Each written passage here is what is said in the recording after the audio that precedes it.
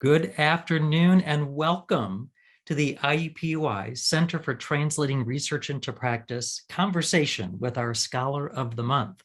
My name is Steve Vieweg and I'm the Associate Director of the Center, and it's a pleasure to welcome you here as we today get to join and one of our colleagues here at IUPUI and her team of collaborators to learn more about her work. Today we'll be learning and hearing from Dr. Annela Teemant, and you'll be hearing more about her work in a little bit. But let me introduce you to our center and share with you that the founding director is Dr. Sandra Petronio, who had the great idea to discover and honor and celebrate what we call translational work. There's so much of that happens here at our Indianapolis campus at IUPUI, where researchers connect with folks in the community to generate ideas or to use ideas to solve complex problems in our community. The center's director currently is Chancellor Emeritus Charles R. Vance, who has been carrying the torch and encouraging community engaged and translational research as we try to solve problems in our community. So we're delighted to have you here today to join in this conversation. Couple of reminders about where we are. We're all on Zoom. You're familiar with Zoom, and so we would invite you to use the chat feature right now and to share with us your name and your organization so that our speakers and community partners have a sense of who's here. But we'll ask you to keep your mics muted until we get to the conversation piece. And at that point, we hope that you'll turn on your camera and, when appropriate, turn on your mic so that we could hear from you and join in the conversation. If you're so interested, you may get continuing education credits for attending these conversations. You can just go to expandiu.edu and be able to sign up for that. We'd love to have you get credit for these things. Reminder, you will be getting afterwards one of those pesky surveys that asks you about your experience here today. We hope that you'll take advantage of giving us some feedback and letting us know what you liked and what else you'd like to hear about as we schedule our monthly conversations coming up in the future.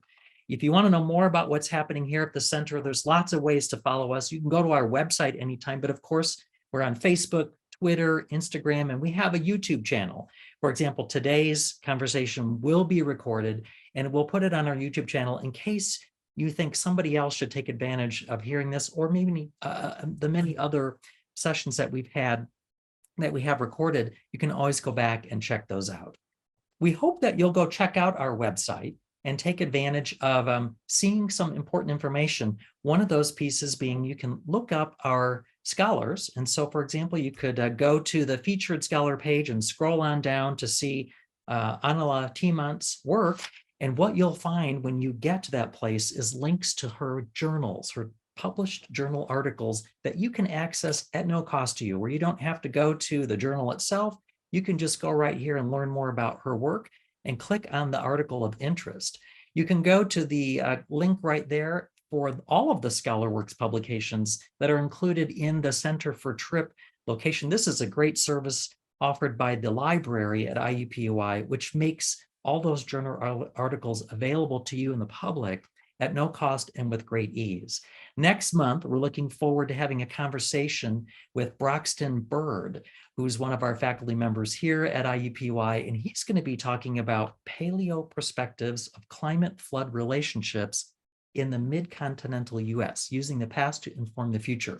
It's an intriguing title, isn't it? I think it'll be an interesting conversation for us to learn more about what's going on with the climate and how that might affect us.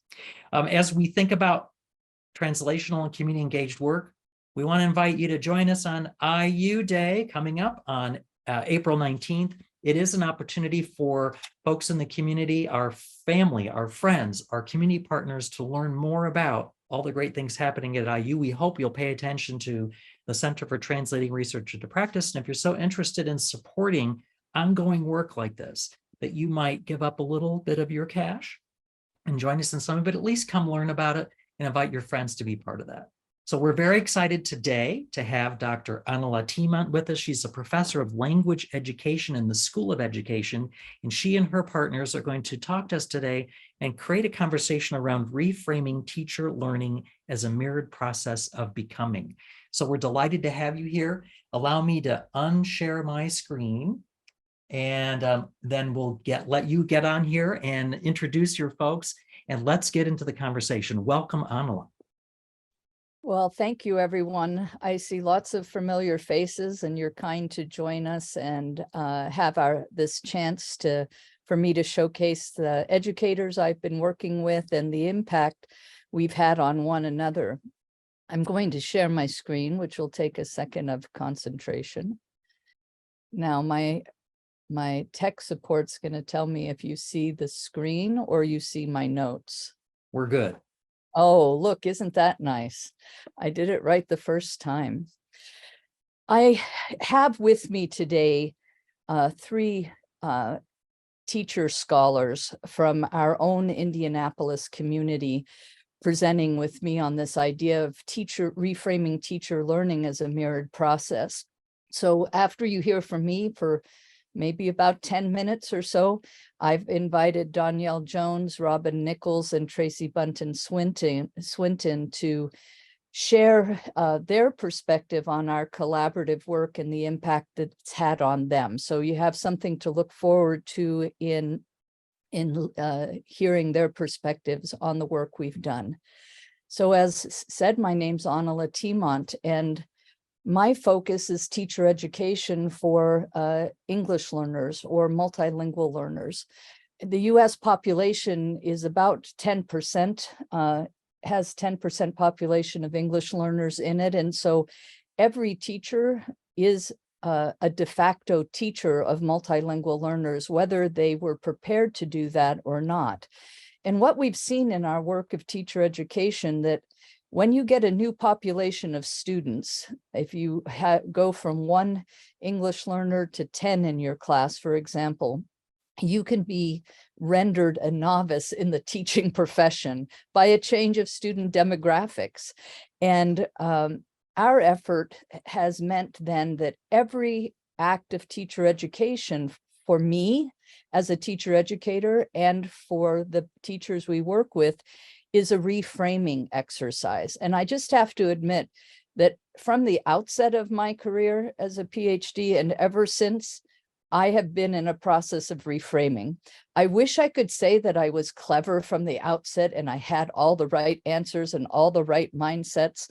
But honestly, I admit, I begin with saying I have not. I, with teachers in a collaborative space, have had the opportunity to reframe my habits of mind and my practices to better support multilingual learners in the classroom. I'm sort of thinking a lot when I say that about Paulo Freire's work and this pursuit of educational equity. From the science field, we have this notion of a wicked problem, and educational equity and the pursuit of it isn't a wicked problem in the sense that it's never really quite finished and it's always evolving, and it has to be done collaboratively. So I like when I found this concept from him that we're all in the process of becoming. We don't need to worry that we're unfinished or incomplete because our reality that we're working with, educational equity for students who are underserved in public school settings, is an ongoing activity. That pursuit of equity makes it an ongoing process of becoming. So he also shared this perspective that to really create generative collaborative work that addresses inequities in schooling, the answers aren't going to just be found in people divorced from reality, nor yet in reality divorced from people, much less in a no man's land. He underscores this idea, it can only be apprehended in the human reality or the human world relationship. And so I guess that's the first lesson I learned from the minute I was newly minted as a PhD, is that I needed to become a co-collaborator, a co-investigator with other people to reframe our thinking about reality and to take action upon reality. So from the beginning, we didn't have this word translating research into practice when I started 26 years ago. But that is indeed what I ended up doing as I tried to translate theories of language, learning, and learners into everyday practices that made a difference in school settings, that made a difference in improving educational equity. Our originator of the TRIP Center at IUPUI said this, that translating research into practice should end up with new systems, procedures, and routines predicated upon research that are geared toward developing functional practices. And as I said, in our efforts, it has been toward the pursuit of educational equity. So I'm just going to give you a few slides about how my thinking has changed before I invite my collaborators to share with you as well. And my work can be divided easily into two segments or two histories. And the first one, I spent the first 8 years of my career at another university, where after that first pivotal, I had a first PD experience with science teachers with some material I had developed with my mentor, Elizabeth Bernhardt at we were both at Ohio State at that time. And we had presented, and near the end of the presentation, a teacher raised her hand, and, you know, I was excited. What would this teacher say? And the first thing she said is, you know, this is all well and good that you've come up with this way of reaching English learners, but you need to remember that I have the whole range of learners in my classroom. I have high ability, low ability. I have multilingual learners, but I also have children who come from poverty. You can isolate in your work, but I can't. So remember, I was newly minted and I had been feeling so good about myself, you know, as a new PhD, and I was immediately put in my place, not intentionally, but it was sort of a little slap in the face that made me realize that I can't come up with university solutions to problems without engaging with teachers, without going to them as the experts and co-developing our solutions to challenges brought by the need to better educate multilingual learners. So luckily that came early. You'd hate to find out that you were stupid in year 26 of your career. So I found out immediately from the get-go. And the next phase, or the 8 years, I started to redo all university coursework. And I began a process that we synthesized the best research in the field that we could, and always tried to tie the research to applied knowledge, like how that would play out in the classroom. And I worked with over 100 public school teachers, and we went on to interview families, and we interviewed children and their siblings around them and videotaped them in classrooms and created case studies of families and students. So what I learned first, as we started to develop these courses, we developed frameworks and instructional guides or facilitator guides. And on the bottom, you can't see it well, but it says, this is a case study of bilingual programs and practices. These case studies became multimedia evidence of quality teaching. And we created those case studies of students who multilingual learners are and the needs and strengths that they have. So we developed 6 courses, and each of those courses were rich multimedia products. Some 6 different courses, 16 hours of video segments. We interviewed just shy of 300 national and international experts in the creation of those multimedia products. But what I learned in this first federal grant that I had was that, by golly, if I translated research into a story, the story that research had to tell. So when I interviewed those experts, I didn't say, give me the details of your quasi-experimental design, which would put anybody to sleep. Instead, we said, tell us what your research findings mean. And that's what ended up on these multimedia products. And the case studies, what I found is that the teachers' view of learners and families moved from English-only perspectives to much richer and more positive dispositions toward who students are. So I found I could, working with teachers, we radically improved the quality of our products. And we put these products in the hands of district facilitators who would teach our courses for us. So the Professor Plus system was the professors at the university created coursework collaboratively with these teams of educators over multiple years, but then we put it in their hands and they taught these courses. It was a rich and exciting time in my career in the development of this. There was only one drawback. And the drawback was I had done indeed a quasi-experimental design for that first study. And what I found is, yes, I changed their hearts and minds, but their practices looked just the same. There was so few shifts in who the teachers were pedagogically. And that's where the bang for the buck is really, right? Is if teaching practices changed. And so that has led into a series of the next 5 federal grants that I've had investigating teacher quality. I've been able to improve upon and reframe my habits of mind and my practices as a teacher educator to better work with the reality teachers are in.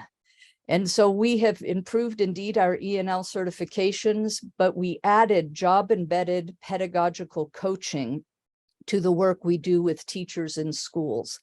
And we have progressed to school change leadership and included family engagement. So with my first grant from when I was at the UC Berkeley, we started coaching. And when you coach people in 7 cycles of coaching, we could bring teachers from behaviorism to sociocultural practices, more in line with Vygotsky's practices.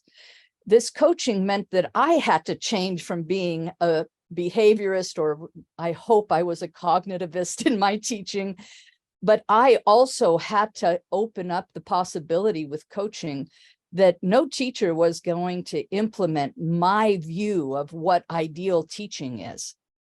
We didn't need a one-size-fits-all model. We needed a dynamic, a fluid, and literally a hybrid model of what happens in the interactional space between the university, us collaborators, and our public school teachers. And so we've been on a long journey improving that model of how to advance radical pedagogical change, how to move from compliance monitoring and behaviorism to more rich dialogic relational teaching in our efforts. So first, I worked with 5 teachers from 5 different schools because, that was a good research design. And what I found out in that grant is when you only have 5 teachers in a building making radical change, everybody thinks they have behavior problems. Why are their kids talking? Why are they so noisy?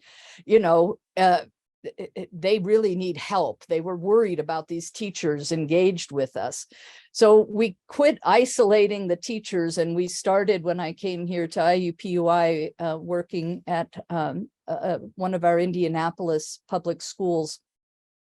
We started using an expert coach, Dr. Serena Tyra, who many of us know and value very much in our grant work here together.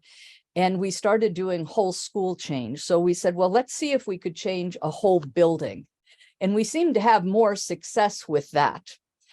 Now, the challenge with that success, which we tried across 2 federal grants, is that we didn't need to worry about the expert coach bringing about teacher change. But, Serena and I knew that together, the two of us could not change much, but one school at a time. And then, that isn't to scale enough.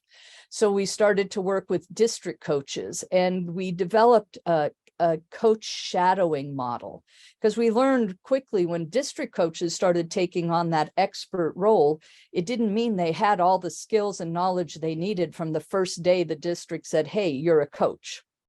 What preparation is there for those coaches? So we took on a series of professional development opportunities for coaches. And then we used our expert coach, in this case, Dr. Tyra, to shadow those coaches across an entire year.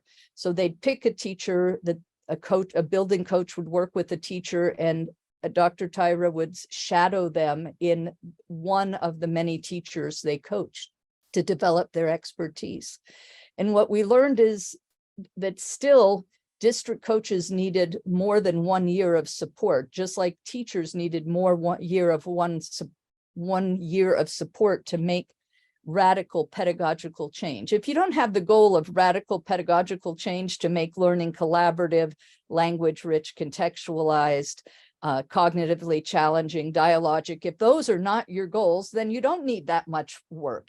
But we were shooting for the stars, and still are, in terms of making our classrooms places where students are using language and thinking and solving problems, rather than being told, or the stand and deliver or sage on the stage model. We moved on from there. In the last grant, what we figured out is that you could get the district to say yes to federal funds, and you can get coaches and teachers to do anything with you. They are so willing to innovate and think about their practices. But if you don't have the building principal on board leading that change isn't sustainable. The building leader can make or break an effort. And whenever we've had the principal on board, we have seen longitudinal impact at the sites we've worked on. But it takes, we're refining that model now. We're working in multiple districts with 12 buildings in our latest grant, the new grant we just got, and hoping to see if we can finally get the story right in engaging district leaders, building leaders, and coaches and educators at every site. So you can see we've had different logos. We've been Project Target. We've built in and are working now under the Education for Liberation banner, which is grounded in praxis, reflection, and action. And our newest grant is logo there, Project Celebrate. So basically, this is where we've come. And then I'm going to turn it over to our educators to share their perspective. Is we learned that the change has to be reciprocal. I can't just look to teachers to change.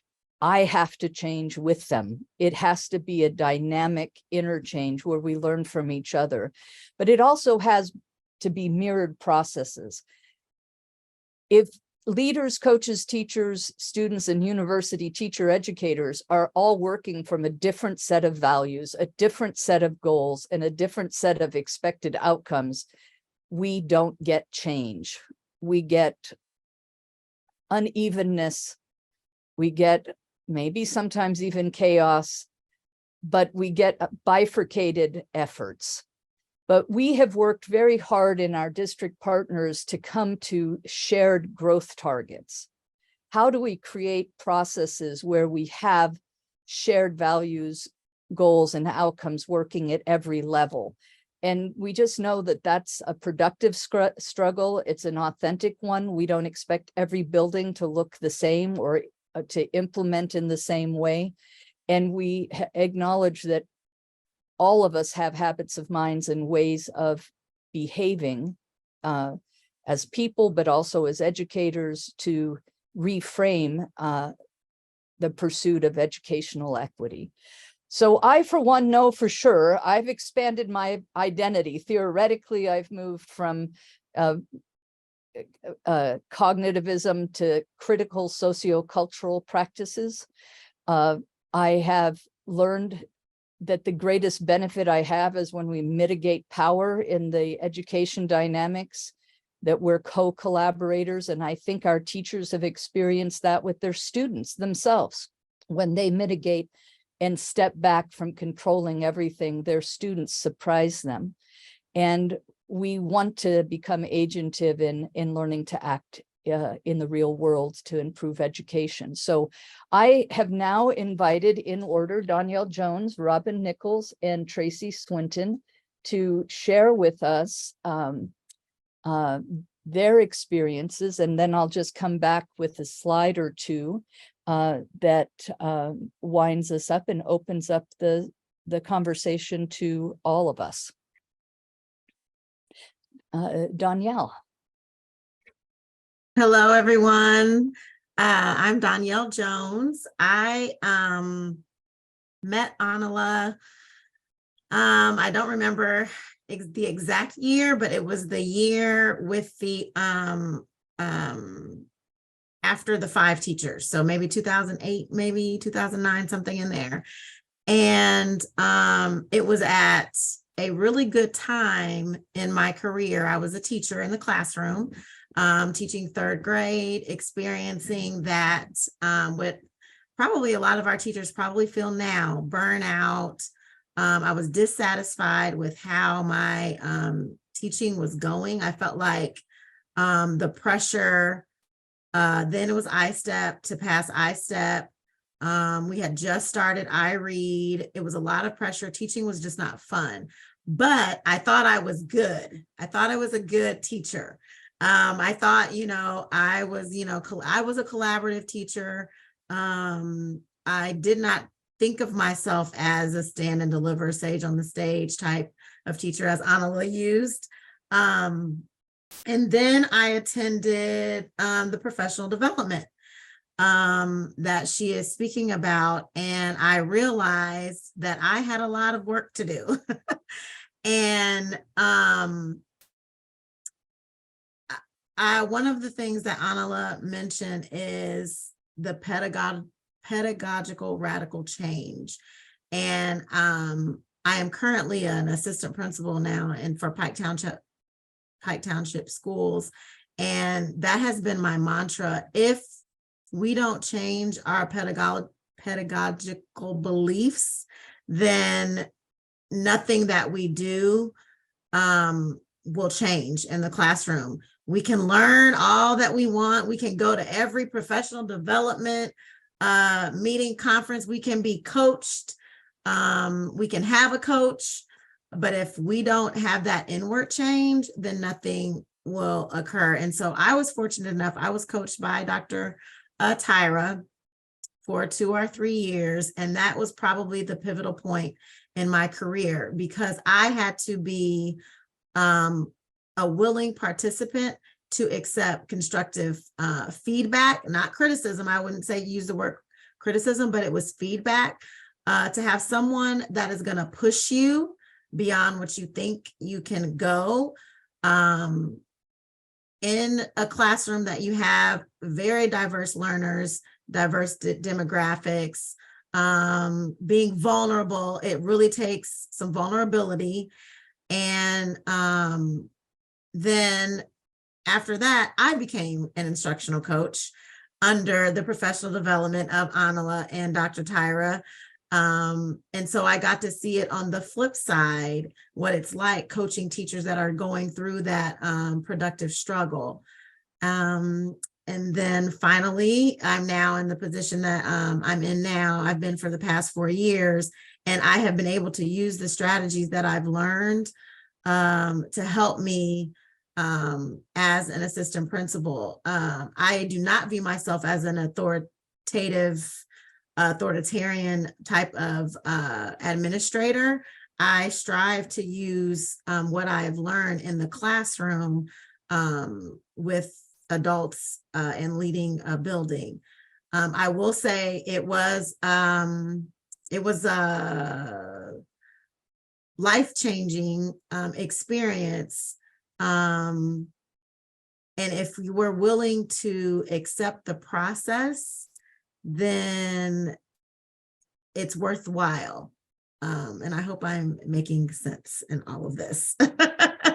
Because you just have to go through it and you have to be willing. But I can't not stress enough that the change has to be in our beliefs, because it doesn't matter what you attend. I thought I was getting some tricks and some gimmicks and some, little things I could pass out to my classroom, and then everything would be fixed. And that is not the case at all. So like to thank Dr. Teemant for having me here to share my experience. I follow her everywhere and anywhere. Thank you, Danielle. Robin, we'll turn it over to you. Okay, I'm Robin Nichols, and I am a kindergarten teacher, and I am still in the trenches teaching kindergarten. And I first became acquainted with Annela when I went to, or she actually was, we were one of the schools that she came to teach the whole school. And I was a coached person by Dr. Tyra. And I too, like Danielle, thought, oh, I'm doing a great job. And then as I, discovered their passion and what they had to say about teaching and the different aspects of things, I'm thinking, all right, maybe I do need to restructure some of the things that I'm doing. So, being in kindergarten with 5 and 6 year olds, you're pretty good at instructional conversation because you start from the ground and build up from the beginning with, language skills and with, just being about life. So that was a pretty easy thing. But the one thing I kind of wanted to focus on today was there is one of the principles is critical stance. And critical stance is when you take teaching to transform inequities. And I'm thinking, okay, they're 5, they're 6 years old. What do they know about the world? What do they know about inequities? And so I kept thinking, all right, what kind of project can I do? And I was thinking. And then finally, one day we were going to go to the Indianapolis Zoo. And in researching that and, doing things online, we discovered a program called 96 Elephants. And this program was in Africa, and they were taking care and raising money to take care of elephants in Africa and raising money for things like binoculars that their people could use and all. And our kids immediately lapped onto it because it was 96, which was our school. And so, that was meaningful to them. So we raised money and they said, what can we do? So that was the springboard. What can we do? And they finally discovered that they were going to make buttons and sell them at the carnival and raise money to help with these elephants, because after all, there were 96 of them and we were school 96. So that's what we did. And they designed the buttons, they colored the buttons, they sold them at the carnival, they did all of the work. And then we were fortunate enough that when we went to our field trip, we were able to present our check to the keepers of the elephants at the zoo. So it was all just like a full circle, meaningful thing. And I kept thinking to myself, I tried so hard. And then the 5-year-olds did it. I mean, it was totally them. And I was just then the facilitator. They were in charge. And that just was meaningful to me. And just recently, my E&L teacher, my co-teacher with me, we discovered a need for a new flag. The kids saw the flag and ours was kind of ripped and it's torn and it's wrapped up in the tree. And they're like, Mrs. Long sat down with them and said, all right, let's look at our flag inside. Let's look at our flag outside. And then they discovered things that were wrong with it and all. And then we ended up with, what can we do? What can we do? Can we do anything? We're little. Can we do anything?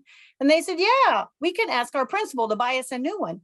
So they sat down, wrote letters to the principal. And I'm here to say we are in the process of getting a new flag at our school, all because of 5 and 6 year olds and just changing the shift from how we're teaching and how we're helping them develop their lives. And to end with, the one thing I just wanted to say is when you first look at some of this, I think it's very, very overwhelming. And if you just take a piece at a time, that's my advice, a piece at a time, and it works out. It becomes student driven and student, they learn so much more. So that's what I would like to say about about putting these practices into our classrooms, that it can be done. Thank you, Robin. Tracy? Well, hello, everyone. I also work in Pike Township with Danielle. And incidentally, my first year with the pedagogical coaching, being coached to coach, I actually got to see Danielle as a classroom teacher in action. And I was, and they told me her story. They're like, well, this teacher has come so far. And so I actually got to see her in becoming, and she's still becoming. My career started a little bit different. I came to Pike in 2011. And in 2011, they had already been working with Dr. Tyra, Dr. Teemant. And I was hired as the instructional specialist in charge of the English learner program. Mind you, I had no English learner, anything, no background, nothing. So, but I love to learn. So I'll read and read and read and go to conferences and everything. Well, nothing really changed for me until I experienced the Annela and the Tyra. So I'm a district person. So I didn't start in the classroom, and I was not coached as a classroom teacher. I immediately became coached as a coach. So I had a little bit different perspective. And when Danielle was talking about beliefs, we can talk about changing teachers' practice and helping teachers change practice, but it's the belief part that gets you more bang for your buck. And we have conversations all the time. How do you coach to beliefs? How do you coach to beliefs? And the enduring principles of learning, and back then it was 6 standards of effective pedagogy. That's how. And one of the things that I've said is, everything that we're doing, it's a way of sheltering education. It's a way of sheltering for English learners, but it is not 30, how many things are in PSYOP or whatever. It's not that. And so when we're talking about changing people, changing their pedagogy, and then I hear people say, well, I have to do 6 standards when they come in. Well, you don't do 6 standards. You don't do the enduring principles. It's an identity. And so when we're training coaches and helping coaches become better coaches, we have to make sure they understand it's not about changing the teacher to become a mini you. It's about helping them develop their own identity to empower them to empower students at the same time, so that the teacher does not have more voice than the students, and you don't have more voice than the teacher. So I can just say, I wish when I was an instructional coach, I worked in Fort Wayne Community Schools, and I believe Tambra's on this call too, and she worked there too. And I was an instructional coach, and we had no training and coaching whatsoever, none at all. And like them, I thought I was like a great coach. I always got told, oh, you have so much to offer, you have so much to teach us. And, you get kind of pumped up and everything, but you don't get a lot of change after you leave the room, after you're not watching, because it was about practice, not beliefs. So when I came to Pike and I was coached by Dr. Tyra, I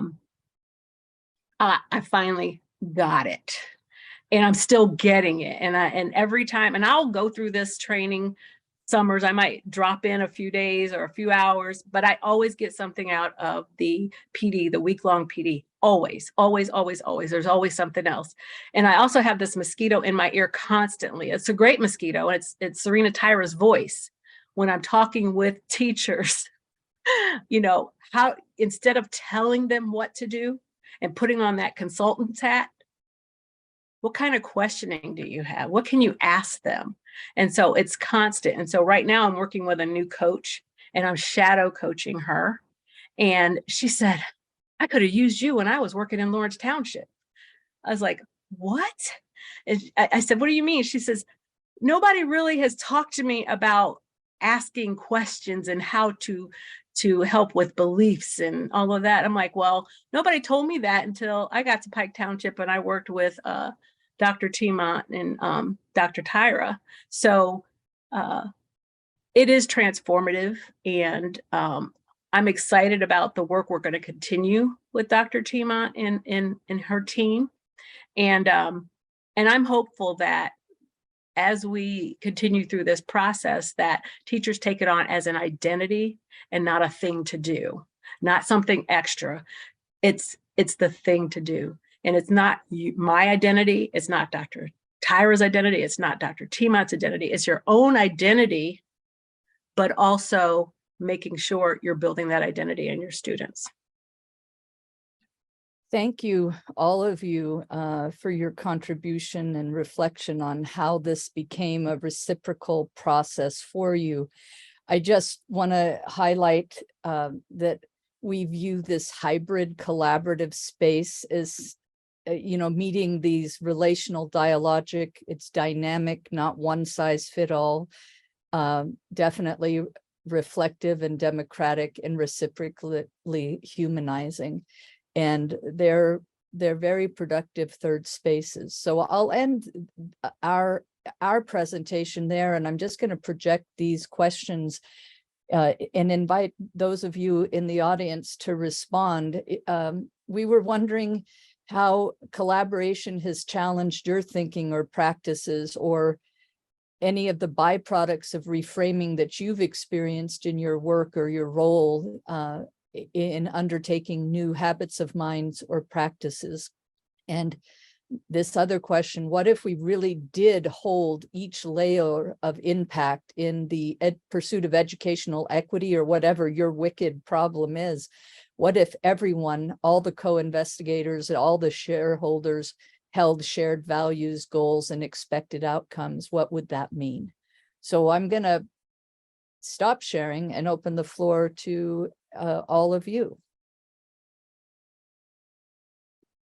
Thank you all for sharing. And this is an opportunity. If you have a question or comment, we would invite you to raise your hand or unmute so that you could ask your question or share your thoughts.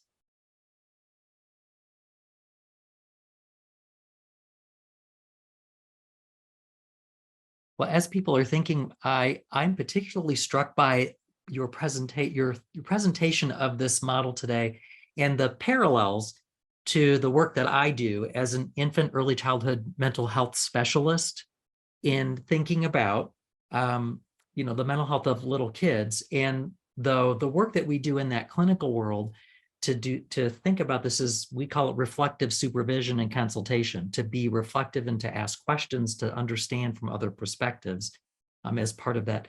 But what you talked about is building a self-identity. So I'm curious about that. I want to meet with you all now and learn more about this to see what the parallels could be. And what I wonder from the three community partners is, and particularly Donnell, you talked about how, I'm wondering how you bought into this. Like, how was this presented to you as a way that you would say, okay, I need to do this? Because it sounds like it was different. Something caught your attention and something caught all of your attention. So how do we present this? Or how was it shared with you to say, yep, I gotta do that, to do this in a different way? It was a week-long PD. First of all, I am truly a lifelong learner. If something catches my eye where I feel like there's a need, or I want to get better at the end of the year, and someone says, hey, there's this workshop, you might try it out, blah, blah, blah. And then of course you'll get paid for it if you go. So I went, and the way that it starts with your beliefs. So it's a direct hit to like your heart, how it was presented in that very first day, within those very few hours. It's interactive. It's not a lecture. You don't feel, I did not leave feeling negative or bad about myself. I left excited about the year. It was in the summer, and I left excited about the future and what I felt like I could do better for kids. And so that's where I think Annela gets it across to teachers, because it's a direct line into your beliefs. It's not a of everything you've done wrong, you know, type of professional development. And I was like, I can do this. I was scared to death, but I felt like I can do this. I can do this. And I'm still learning, as Tracy said, we're always becoming. So, well, and hopefully that explains. just to piggyback on that, I agree with you, you know, because when it was presented to us, the passion that it was presented with, and so many PDs you go to, they say, here's what you're doing wrong in teaching. This is what you're doing. This is what you're doing. This is not what you're supposed to be doing. This is what you're supposed to be doing. But that's not how this was presented at all. It was like, you're doing a great job. You're in the trenches. You're doing a great job. How can we make it better? And so I think from that aspect, you know, you just looked internally and said, yeah, I can make this better. I really can do this. And so a question for you all in the chat is there something available through the School of Education, like as part of the training of this, or like how do people access, like, how does this happen? We have federal grants where we fund teachers to come to summer intensives. We're about to have a series of 3 starting next summer, where it's an introduction to the enduring principles, and then a year of differentiation as equity work for coaching. So Summer Institute plus a year of coaching. And the 3rd year will be something we've co-created with Lasana Kazembe, Cleveland Hayes, Dr. Jackson, and 2 other colleagues of ours on culturally sustaining curriculum. And then we'll follow that with a year of coaching. So this is a pre-service and a graduate course that we offer at the university. And the pedagogical practices, like you were guessing, they work in every place where collaboration takes place. So whether it's a church meeting or a educational meeting with teachers, or a teacher with their students, these enduring principles of learning are helpful in making things collaborative, language rich, taking action, all of those things. It strikes me that this could be very applicable to the early care and education setting, right? So it starts early. We could apply these ideas to all education. Yeah, if we did more of this, we maybe wouldn't have our culture wars now. We'd learn to listen. When you talked about early education, I'm doing some work with our early childhood center.